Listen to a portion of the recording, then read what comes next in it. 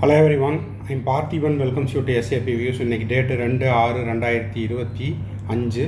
இந்த வீடியோவை மார்னிங் ஒரு 9:15க்கு ரெக்கார்ட் பண்ணிட்டு இருக்கிறேன். இந்த வீடியோவில் நீட் யூஜி 2025 ரிசல்ட் வந்த பிறகு தமிழ்நாடு மெடிக்கல் கவுன்சிலிங்கில் பார்ட்டிசிபேட் பண்ணணும் அப்படின்னா என்னென்ன விஷயங்கள் எல்லாம் செய்யணும் அப்படிங்கிற ஒரு டீட்டெயில்டு வீடியோ தான் கொடுத்துருக்குறேன். முழு விளக்கம் தமிழ்நாடு மெடிக்கல் கவுன்சிலிங்கில் எல்லா சுற்றுகளிலும் கலந்து கொள்வதற்கான முழு விபரம் இந்த வீடியோவில் இருக்குது. இப்போ இந்த வீடியோவை பொறுமையாக டீட்டெயில்டாக பார்த்துக்குங்க. மறுபடியும் இந்த வீடியோவை சேவ் பண்ணி வச்சு கவுன்சிலிங் கால் ஃபார் பண்ண உடனே ஒரு டைம் இதை பார்த்துக்கிட்டீங்க அப்படின்னா உங்களுக்கு தரவாயிரும். வீடியோக்குள்ளே போகிறதுக்கு முன்னாடி இந்த வீடியோவை இது வரைக்கும் நீங்கள் லைக் பண்ணாமல் பார்த்துட்ருக்கிறீங்கன்னா மறக்காமல் ஒரு லைக் பட்டனை ப்ரெஸ் பண்ணிட்டு பாருங்கள். அதே போல் SAP Views யூடியூப் சேனலுக்கு இப்போ தான் ஃபஸ்ட் டைம் வந்திருக்கிறீங்க, இன்னமும் சப்ஸ்கிரைப் பண்ணல அப்படின்னா மறக்காமல் சப்ஸ்கிரைப் பண்ணிவிட்டு பெல் ஐக்கானை கிளிக் பண்ணிவிட்டு பார்த்தீங்கன்னா இந்த மாதிரியான வீடியோஸ் கவுன்சிலிங், அதே போல் MBBS அட்மிஷன், அதுக்கப்புறம் செக்யூரிட்டி டெபாசிட் ரீஃபண்ட் ஆகிற அந்த கடைசி நாள் வரைக்கும் நம்ம போடுற எல்லா வீடியோஸும் உங்களுக்கு நோட்டிஃபிகேஷனாக வந்துடும். மேற்கொண்டு உங்களுக்கு கவுன்சிலிங் ரெலவெண்ட்டாக பெய்டு சர்வீஸ் தேவைப்படுது, 1-to-1 கவுன்சிலிங் கைடன்ஸ் தேவைப்படுது, ஆர் 1 or 2 டவுட்ஸ் இருக்குது, இல்லைன்னா கம்ப்ளீட் கவுன்சிலிங் கைடன்ஸ் தேவைப்படுதுன்னா ஸ்க்ரீனில் தெரிகிற என்னோடய நம்பருக்கு நீங்கள் காண்டாக்ட் பண்ணி உங்களுக்கான டவுட்ஸை த்ரூ பெய்டு சர்வீஸில் கிளாரிஃபை பண்ணிக்கலாம். இந்த வீடியோவை நீங்கள் பார்த்துட்டு உங்கள் friend circle, relative circle, neighbour சர்க்கிளில் யாரெல்லாம் நீட் ஆஸ்பிரண்ட்ஸ் இருக்காங்களோ அவங்களுக்கும் அவங்க பேரண்ட்ஸுக்கும் ஷேர் பண்ணுங்கள். இப்போ வாங்க தமிழ்நாடு மெடிக்கல் கவுன்சிலிங்கில் பார்ட்டிசிபேட் பண்ணுறதுக்கு என்னவெல்லாம் செய்யணும் அப்படிங்கிறத டீட்டெயில்டாக பார்த்துடலாம். இப்போது இந்த ஒரே ஒரு ஸ்லைடில் எல்லா விஷயங்களும் அடங்கியிருக்குது. இப்போ தமிழ்நாடு மெடிக்கல் கவுன்சிலிங்கில் நீட் ரிசல்ட் வந்த உடனே உங்களுக்கு ஒரு நோட்டிஃபிகேஷன் வரும். அந்த நோட்டிஃபிகேஷனோட ப்ராஸ்பெக்டஸ் கொடுத்துருப்பாங்க. 2024 ப்ராஸ்பெக்டஸில் இந்த ஃப்ளோ சார்ட் இருக்குது. 2024 அடிப்படையில் தான் இந்த வீடியோ மேக் பண்ணியிருக்கிறோம். ஒருவேளை இதில் ஏதாவது ஸ்லைட் சேஞ்சஸ் இருந்துச்சு அப்படின்னா 2025 என்ன மாற்றங்கள் இருக்குதோ அதை இனி வரக்கூடிய வீடியோவில் போஸ்ட் பண்ணிடலாம். இப்போது ஃபஸ்ட்டு நம்ம என்ன பண்ணணும்னா, இது ஒரு ஆன்லைன் கவுன்சிலிங். ஸ்பெஷல் கேட்டகரிக்கு மட்டும் ஆஃப்லைனில் நடக்கும் 7.5%. அதே போல் sports quota, ex serviceman, PWT கேண்டிடேட்டுக்கெல்லாம் ஆஃப்லைனில் சென்னையில் நடக்கும். மற்ற எல்லாத்துக்குமே ஆன்லைன் கவுன்சிலிங் தான். ஆன்லைன் கவுன்சிலிங்க்கு www.tnmedicalselection.org.in போயிட்டு ரெஜிஸ்டர் பண்ணணும். இப்போது ரெஜிஸ்டர் பண்ணுறது அப்படின்னா எப்படி NTA நம்ம அப்ளை பண்ணோமோ அதே மாதிரி தான் உங்களுடைய ரெஜிஸ்ட்ரேஷன் போர்ட்டலில் போயிட்டு யூசர் ஐடி, பாஸ்வேர்டு க்ரியேட் பண்ணிக்கணும். இது ரெஜிஸ்ட்ரேஷன் ப்ராசஸ். ரெஜிஸ்ட்ரேஷன் முடிஞ்ச உடனே பேமெண்ட் பண்ணணும். கவர்மெண்ட் கோட்டாவுக்கு 500 rupees, மேனேஜ்மெண்ட் கோட்டாவுக்கு 1000 rupees ரெஜிஸ்ட்ரேஷன் ஃபீஸ் கட்டணும். இந்த ரெஜிஸ்ட்ரேஷன் ஃபீஸ் அப்படிங்கிறது not refundable, one time payment மட்டும்தான். செக்யூரிட்டி டெபாசிட் அப்படிங்கிறது பியூர் கவர்மெண்ட் காலேஜுக்கு போடுறீங்க, 36 கவர்மெண்ட் மெடிக்கல் காலேஜ், ஒரு ESIC KK நகர் சென்னைக்கு போடுறீங்க அப்படின்னா அதுக்கு செக்யூரிட்டி டெபாசிட் கிடையாது. அதுவே government quota seats in self finance college, 22 self finance காலேஜில் இருக்கிற கவர்மெண்ட் கோட்டாவில் நீங்கள் பார்ட்டிசிபேட் பண்ணுறீங்கன்னா 30,000 rupees செக்யூரிட்டி டெபாசிட் நீங்கள் பே பண்ணுற மாதிரி இருக்கும்.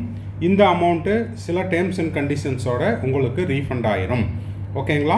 சீட்டு கிடைச்சாலும் கிடைக்கலினாலும் அந்த டேர்ம்ஸ் அண்ட் கண்டிஷன் உங்களுக்கு அப்ளிகபிள் ஆகுது அப்படின்னா அந்த அமௌண்ட் ரீஃபண்ட் ஆயிரும். அதே போல் மேனேஜ்மெண்ட் கோட்டாவில் நீங்கள் கலந்துக்கிறீங்க அப்படின்னா 1 lakh rupees செக்யூரிட்டி டெபாசிட் கட்டணும். அதுவும் அதே மாதிரி தான், சில டேர்ம்ஸ் அண்ட் கண்டிஷன்ஸோட உங்களுக்கு ரீஃபண்ட் ஆயிரும். சரி, இப்போ ரெஜிஸ்ட்ரேஷன் பண்ணியாச்சு, ரெஜிஸ்ட்ரேஷன் பேமெண்ட்டும் பண்ணியாச்சு, செக்யூரிட்டி டெபாசிட்டும் பண்ணியாச்சு. அதுக்கப்புறம் சப்மிஷன் ஆஃப் சாய்ஸஸ். உங்களுக்கு எந்த மாதிரியான காலேஜஸ் எல்லாம் வேணும், கவர்மெண்ட் காலேஜஸ் வேணுமா, கவர்மெண்ட் கோட்டாவில் சீட் வேணுமா அப்படிங்கிறத சாய்ஸஸ் ஃபில் பண்ணணும். இந்த சாய்ஸஸை நம்ம என்ன பண்ணிக்கலாம், ஒன்ஸ் நம்ம பார்த்துட்டு வியூ பண்ணிவிட்டு அதுக்கப்புறம் சாய்ஸஸ் சப்மிட் பண்ணணும். இந்த சாய்ஸஸை லாக் பண்ணுறதுக்கு முன்னாடி, பிஃபோர் லாக்கிங் நீங்கள் எத்தனை டைம் வேணாலும் மாடிஃபை பண்ணிக்கலாம். ஓகேங்களா? அதுக்கப்புறம் ப்ராசஸிங் ஆஃப் ரிசல்ட். நீங்கள் கொடுத்த அந்த சாய்ஸஸினுடைய அடிப்படையில் உங்களுடைய மெரிட் மார்க்குக்கு ஏற்றாற் போல் உங்களுக்கு சீட்டு அலாட் ஆகும். அதனுடைய ரிசல்ட்டு டிக்ளேர் பண்ணுவாங்க.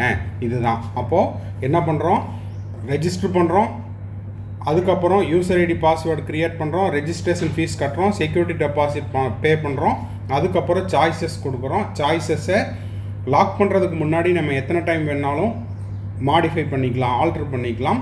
அதுக்கப்புறம் லாக் பண்ணியாச்சுன்னா நம்மளுடைய மதிப்பெண்ணுடைய அடிப்படையில் தரவரிசை பட்டியல் ரிலீஸ் பண்ணுவாங்க. அந்த ரேங்கினுடைய அடிப்படையில் சீட் அலாட் ஆகும். சரி, இப்போ ஃபஸ்ட் ரவுண்டு சீட் அலாட்மெண்ட் எப்படி நடக்குது அப்படின்னு பார்த்தலாம். ஃபஸ்ட் ரவுண்டு சீட் அலாட்மெண்ட் போகுது, நடந்துகிட்ருக்குது. இப்போது ரவுண்டு 1ல் உங்களுக்கு சீட் அலாட் ஆயிடுச்சு அப்படின்னா எடுத்த உடனே எஸ் அப்படின்னு ஒரு பாசிபிலிட்டிஸ் இருக்குதுன்னு வச்சுக்கலாம். ரவுண்ட் 1ல் சீட் அலாட் ஆகிடுச்சு அப்படின்னா உங்களுடைய அலாட்மெண்ட் ஆர்டரை டவுன்லோட் பண்ணிவிட்டு டியூஷன் ஃபீஸ், அந்த காலேஜினுடைய டியூஷன் ஃபீஸ் எவ்வளவு, கவர்மெண்ட் காலேஜாக இருந்தால் 18,073 ரூபா ப்ளஸ் கவர்மெண்ட் கோட்டா சீட்டின் செல்ஃப் ஃபைனான்ஸில் கிடைக்குது அப்படின்னா அதுக்கு வந்து 4.5 lakhs, 4,50,000, இல்லைன்னா ஒரு சில கல்லூரிகளில் 4,40,000, இல்லைன்னா 4,35,000. அந்த பணத்தை நீங்கள் என்ன பண்ணணும் அப்படின்னா தமிழ்நாடு மெடிக்கல் கவுன்சிலிங்க்கு பே பண்ணிவிட்டு, கல்லூரியில் இல்லை தமிழ்நாடு மெடிக்கல் கவுன்சிலிங்கில் ஆன்லைனில் பே பண்ணிவிட்டு அலாட்மெண்ட் ஆர்டரை டவுன்லோட் பண்ணிவிட்டு உங்களுக்கு ஒதுக்கப்பட்ட கல்லூரியில் நீங்கள் போய் உங்களுடைய ஒரிஜினல் டாக்குமெண்ட்ஸ் எல்லாம் கொடுத்துட்டு நீங்கள் ஜாயின் பண்ணிக்கலாம். ஓகேங்களா? சரி, இப்போது ரவுண்ட் 1ல் எனக்கு ஒரு சீட்டு கிடச்சிது சார், ஆனால் அந்த கல்லூரியில் எனக்கு சேர விருப்பம் இல்லை. என்ன காரணம் அப்படின்னா டியூஷன் ஃபீஸ் அதிகமாக இருக்குது, இல்லைன்னா நான் ஏதோ ஜஸ்ட் லைக் தட் போட்டேன், இப்போது அந்த கல்லூரி எனக்கு விருப்பம் இல்லை அப்படின்னா நாட் ஜாயின்டு. இல்லை, நான் ஜாயின் பண்ணிட்டேன் ஆனால் இப்போது அந்த கல்லூரியில் தொடர்ந்து படிக்க விருப்பம் இல்லை அப்படின்னு 2 கேட்டகரி. இப்போது உங்களுக்கு சீட்டு கிடச்சிது, போய் சேரலை, இல்லைன்னா சேர்ந்ததுக்கப்புறம் ரிசைன் பண்ணுறதுக்குன்னு ஒரு லாஸ்ட் டேட் கொடுப்பாங்க. அந்த டேட்டுக்குள்ளே நீங்கள் வந்து ரிசைன் பண்ணிட்டீங்க இல்லை சேராமல் விட்டுட்டீங்க அப்படின்னா ரவுண்டு 1க்கு மட்டும், ஓகேங்களா, ரவுண்டு 1க்கு மட்டும் தமிழ்நாடு மெடிக்கல் கவுன்சிலிங்கில் ஃப்ரீ எக்ஸிட் அப்படிங்கிற ஆப்ஷன் இருக்குது. நீங்கள் இந்த ஃப்ரீ எக்ஸிட் ஆப்ஷனை யூஸ் பண்ணிவிட்டு நீங்கள் என்ன பண்ணிக்கலாம், அந்த சீட்டை வந்து அப்படியே விட்டுறலாம். இதுக்கு எழுத்துப்பூர்வமாகவோ அல்லது கல்லூரியிலையோ தமிழ்நாடு மெடிக்கல் கவுன்சிலிங்க்கோ யாருக்கும் எந்த விதமான தகவலும் கொடுக்க வேண்டியது இல்லை. இதுக்கு பேர் ஃப்ரீ எக்ஸிட். எனக்கு அந்த சீட்டு கிடச்சிது, போய் சேர விரும்பலை, இல்லை சேர்ந்துட்டேன், அந்த லாஸ்ட் டேட்டுக்கு முன்னாடி நான் ரிசைன் பண்ணிக்கிறேன், ராஜினாமா பண்ணிக்கிறேன்னா ஃப்ரீ எக்ஸிட்டில் வெளியில் வந்துடலாம்.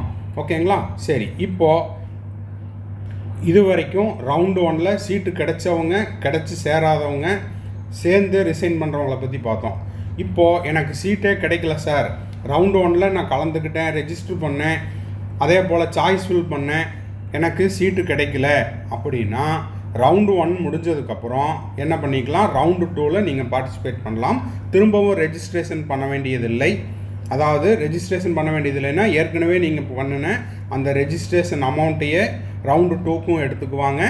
அதே போல் செக்யூரிட்டி டெபாசிட்டும் அதையே எடுத்துக்குவாங்க. After the round 1 candidates who already paid their processing fees and security deposit need not pay again. டைரெக்டாக ரவுண்ட் 2ல் கலந்து கொள்ளலாம். இந்த வீடியோ கொஞ்சம் லென்த்தியாக இருந்ததுன்னா முழுமையாக பார்த்துருங்க, அப்போ தான் இந்த என்டையர் ப்ராசஸ் என்ன அப்படிங்கிறது உங்களுக்கு தெரிய வரும்.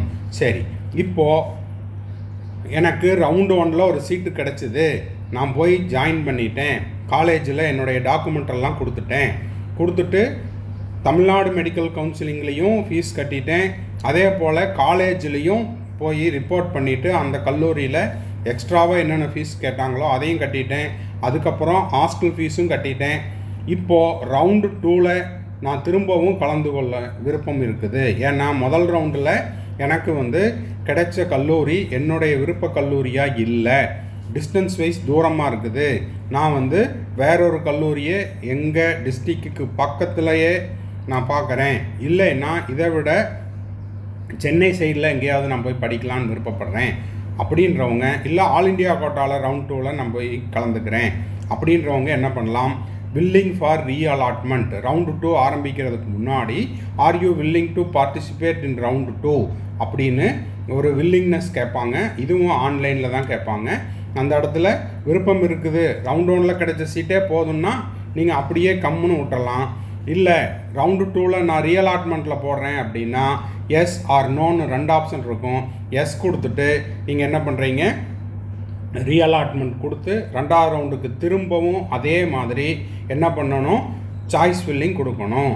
முதல் ரவுண்டில் கொடுத்த அதே சாய்ஸஸ் போதுமானா, முதல் ரவுண்டில் கொடுத்தது எல்லாமே முதல் ரவுண்டோடு முடிஞ்சுது.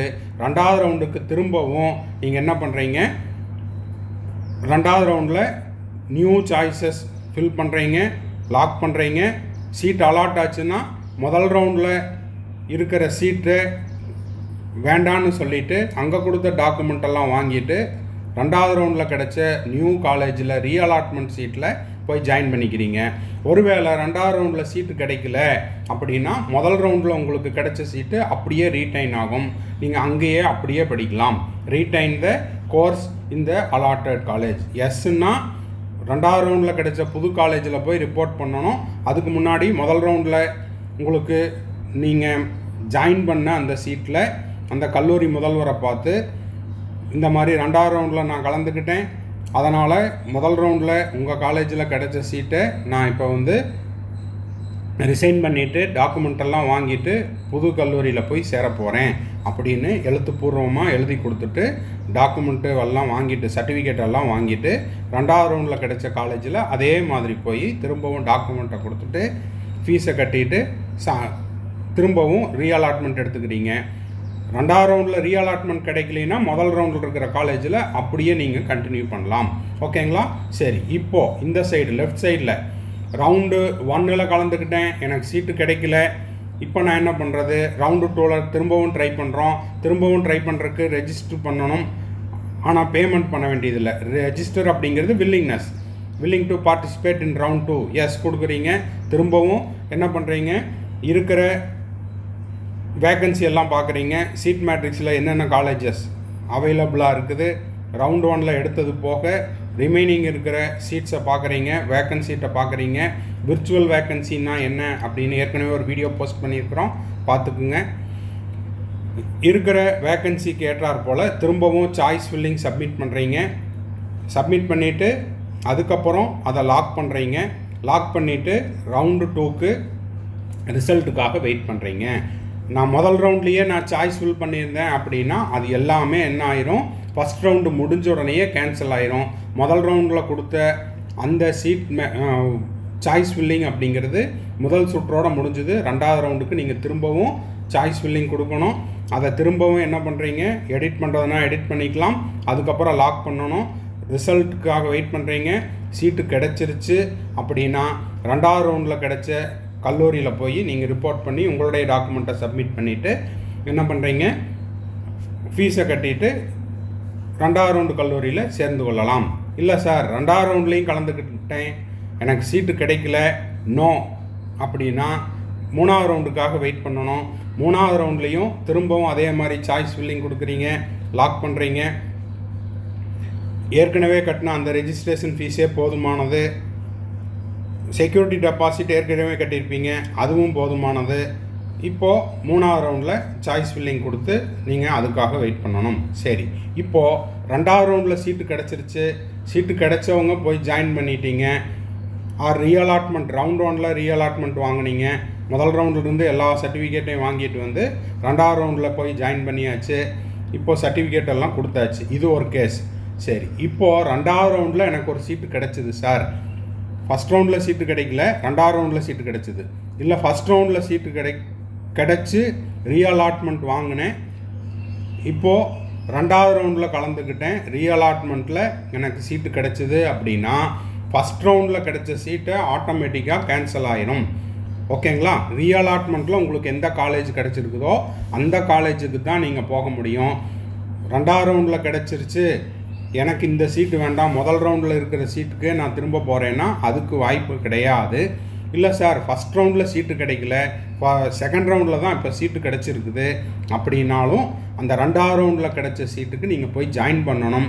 அப்படி ஒரு வேளை 2வது ரவுண்டில் கிடைச்ச சீட்டில் நீங்கள் போய் சேராவிட்டால் என்ன ஆகும், உங்களுடைய security deposit and tuition fees அப்படிங்கிறது என்ன ஆயிரும், ஃபோர்ஃபீச்சர் ஆயிரும். இந்த டியூஷன் ஃபீஸ் அப்படிங்கிறது ரீஅலாட்மெண்ட் கேஸுக்கு ஏற்கனவே ரவுண்ட் 1ல் நீங்கள் என்ன பண்ணியிருப்பீங்க, டியூஷன் ஃபீஸ் கட்டியிருப்பீங்க, அது ஃபோர்ஃபீச்சர் ஆயிரும். செக்யூரிட்டி டெபாசிட் 30,000 கட்டியிருப்பீங்க, இல்லை மேனேஜ்மெண்ட் கோட்டாவாக இருந்தால் 1,00,000 ரூபா கட்டியிருப்பீங்க, அது போயிடும். அதுவே பியூர் கவர்மெண்ட் காலேஜ் அப்படின்னா ரவுண்ட் 1ல் 18,073 ரூபா கட்டியிருப்பீங்க, அது ஃபோர் ஃபீச்சர் ஆயிரும். அதுக்கப்புறம் ரெஜிஸ்ட்ரேஷன் ஃபீஸு 500 ரூபா, அதுவும் போயிடும். ஓகேங்களா? அது மட்டும் இல்லாமல் ஃபர்தர் ரவுண்டில் நீங்கள் பார்ட்டிசிபேட் பண்ண முடியாது. புரிஞ்சுதுங்களா? சரி, இப்போ இது சீட்டு கிடைச்சி போய் சேராதவங்களுக்கான விதிமுறைகள். சரி, இப்போது 3வது ரவுண்டில் joint candidate who wish to discontinue the course after round 2 have to pay the discontinue fees and also forfeit the security deposit and tuition fee. சரி, இப்போது எனக்கு 2வது ரவுண்டில் ஒரு சீட்டு கிடச்சிது, ஆனால் அந்த சீட்டில் நான் போய் சேர விரும்பலை அப்படின்னா என்ன ஆகும் அப்படின்னா joint candidate in all India quota or state quota will not be eligible to participate in subsequent round. இப்போது ஆல் இண்டியா கோட்டாலேயோ இல்லை ஸ்டேட் கோட்டாலேயோ 2வது ரவுண்டில் ஒரு சீட்டு கிடச்சிது, ஆனால் நான் போய் சேரலைன்னா என்ன பண்ண முடியாது? ஃபர்தராக அடுத்தடுத்த ரவுண்டில் மாப்பப் ரவுண்ட்லேயோ இல்லை ஸ்ட்ரே ரவுண்ட்லேயோ, அதாவது 4வது ரவுண்டு இல்லை அதுக்கப்புறம் வரக்கூடிய ரவுண்ட்லேயோ கலந்துக்க முடியாது.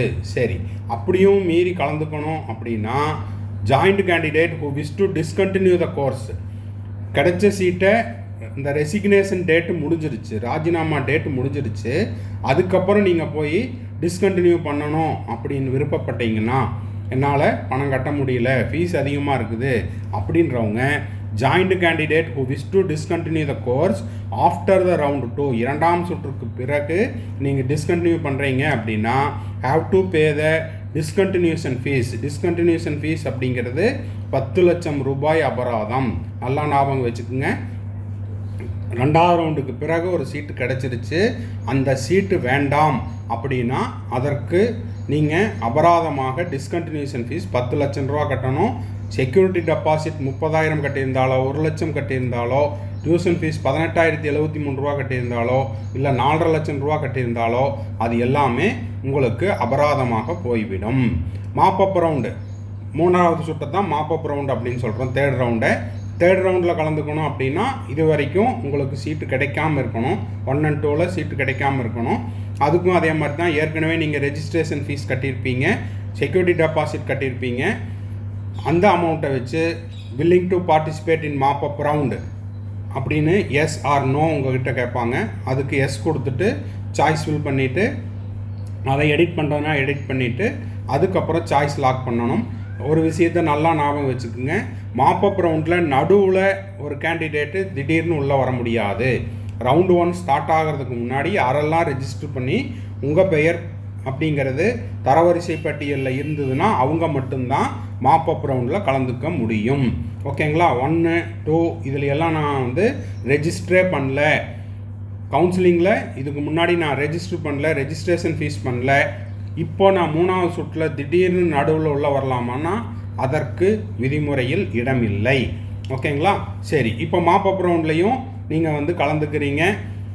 இதுக்கு முன்னாடி நீங்கள் கொடுத்த சாய்ஸஸ் எல்லாமே டிலீட் ஆயிரும். இப்போ ஃப்ரெஷ் சாய்ஸ் ஃபில்லிங் பண்ணணும், அதுக்கப்புறம் லாக் பண்ணணும். சீட்டு கிடைக்குது, நீங்கள் என்ன பண்ணணும், திரும்பவும் போய் அதே மாதிரி பேமெண்ட் பண்ணிவிட்டு கிடைச்ச கல்லூரியில் சர்டிஃபிகேட்டை கொடுத்துட்டு காலேஜில் போய் ஜாயின் பண்ணிக்கணும். ஒருவேளை சீட்டு கிடச்சி நீங்கள் போய் ஜாயின் பண்ணலைன்னா நாட் ஜாயிண்ட் கேண்டிடேட்டுக்கு 4 ஃபீச்சர், security deposit, tuition fees, discontinuation fees கிட்டத்தட்ட 10 லட்சம் ரூபாய் டிஸ்கண்டினியூஷன் ஃபீஸ் வரும். டியூஷன் ஃபீஸு 18,073 ரூபா கவர்மெண்ட் காலேஜுக்கு கட்டியிருந்தீங்கன்னா அது போயிடும்.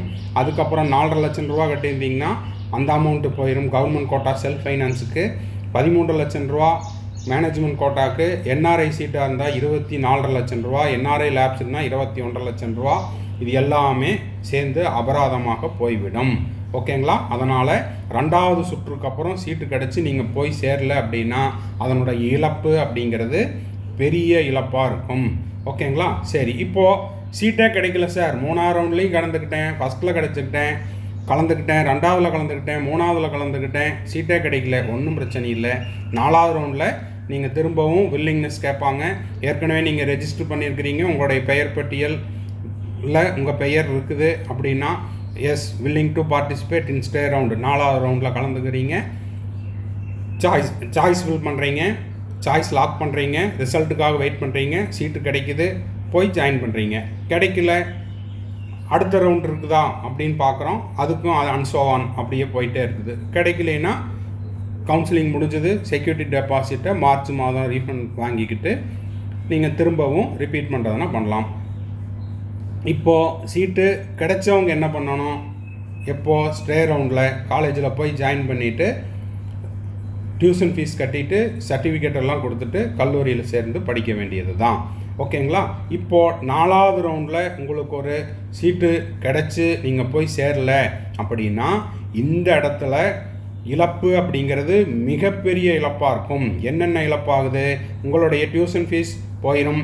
18,000 கட்டினாலும் சரி, 4.5 லட்சம் கட்டினாலும் சரி, 13.5 கட்டினாலும் சரி, 24.5 லட்சம் கட்டினாலும் சரி, 21.5 லட்சம் கட்டினாலும் சரி, அந்த அத்தனை அமௌண்ட்டும் உங்களுக்கு பிடிச்சிருவாங்க. செக்யூரிட்டி டெபாசிட் கட்டியிருந்தீங்கன்னா அந்த அமௌண்ட்டும் பிடிச்சிக்குவாங்க. அதுக்கப்புறம் டிஸ்கண்டினியூஷன் ஃபீஸு 10 லட்சம் ரூபா கட்டணும். அதுக்கு நீங்கள் ஏற்கனவே இந்த மாதிரி டிஸ்கண்டினியூஷன் ஃபீஸ் கட்டுறீங்க அப்படின்னு சொல்லி அதுக்கும் நீங்கள் அந்த I agree to pay the discontinuation fees அப்படின்னு கொடுத்துருப்பீங்க. 10 லட்சம் அதுக்கும் நீங்கள் கட்டணும். அது மட்டும் இல்லாமல் அடுத்து வரக்கூடிய 2 ஆண்டுகளுக்கு நீங்கள் தமிழ்நாடு மெடிக்கல் கவுன்சிலிங் கண்டக்ட் பண்ணுற கவுன்சிலிங்கில் நீங்கள் கலந்து கொள்ள முடியாது. ஓகேங்களா? ஸோ இதுதான் தமிழ்நாடு மெடிக்கல் கவுன்சிலிங்குடைய அனைத்து சுற்றுகளுக்குமான விதிமுறைகள். இது 2024 அடிப்படையில் நம்ம இந்த வீடியோ மேக் பண்ணியிருக்கிறோம். இதில் ஏதாவது மாற்றம் இருக்குது அப்படின்னா 2025 ப்ராஸ்பெக்டஸ் வந்த உடனே என்ன மாற்றம் இருக்குதோ அதை நம்ம அடுத்த வீடியோவில் போஸ்ட் பண்ணிடலாம். இந்த வீடியோ உங்களுக்கு யூஸ்ஃபுல்லாக இருந்துச்சுன்னா மறக்காமல் லைக் பண்ணுங்கள், சப்ஸ்கிரைப் பண்ணுங்கள், ஷேர் பண்ணுங்கள்.